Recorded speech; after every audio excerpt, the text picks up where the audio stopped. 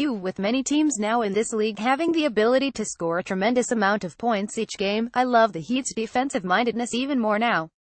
It is smart, because with such a big emphasis on three-point shooting, even the lower-level teams can beat a good team on any night. Teams like the Cavaliers, who don't play defense, now have a lot of trouble getting wins when the offense doesn't work. I'm glad the Heat don't and never have relied on scoring 100 or more points like many other teams do.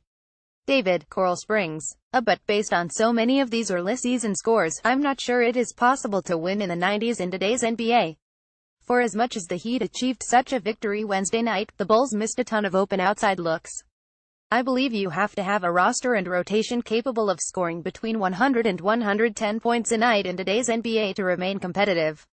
What you can't allow are those games in the 110s or higher. The Heat defense is built to avoid that. Pace, of course, has plenty to do with it. But with so much three-point shooting, it's as if every team starts a game with 30 bonus points and then goes from there.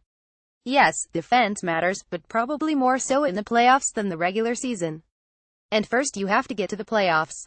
Defensively challenged teams certainly have their limits. But so will teams that struggle to crack 100. Q. If the Heat held out Hassan Whiteside for 5 games, do you really expect to see James Johnson play on this 6-game road trip? No way. I think once again Miami is doing all they can to downplay how serious this is. Greg, Hawaii. I don't think the Heat downplay. I think they appreciate that injuries that involve soreness, such as those of Whiteside and Johnson, rather than something structural, such as Rodney McGruder's leg issue, tend to be day-to-day by nature.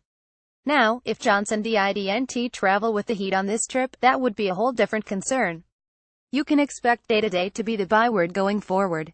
I am, however, curious to see how the Heat handle their first back-to-back of the season, perhaps resting players Monday against the Warriors. Even with Sunday being an early afternoon game against the Clippers, there aren't many tougher spots in the NBA than playing the Warriors at Oracle on the second day of a back-to-back. Perhaps rest Hassan Whiteside's knee, Dion Waiters' ankle. Q. I love watching Bam Adebayo play. If he can develop a shot from 15 to 18 feet, he will be unstoppable in this league. All his field goals this season are dunks. Stewart. I'm not sure that's what the Heat want or need at this stage, sort of like the grudging acceptance with Hassan Whiteside's new fad of three-point attempts. If Bam bangs blocks and boards, it will be more than enough in his rookie season. You could see during the latter stages of Wednesday's victory over the Bulls just how much of a difference his youthful exuberance can mean to this roster. In fact, the lesson from Wednesday might be holding off with Bam until the later stages when the game's other big men are fatigued.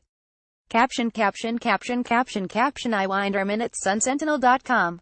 Follow him at Twitter.com IraHeatBeat or Facebook.com Ira.Winderman. For daily Heat mailbag, go to SunSentinel.com. Ask Ira.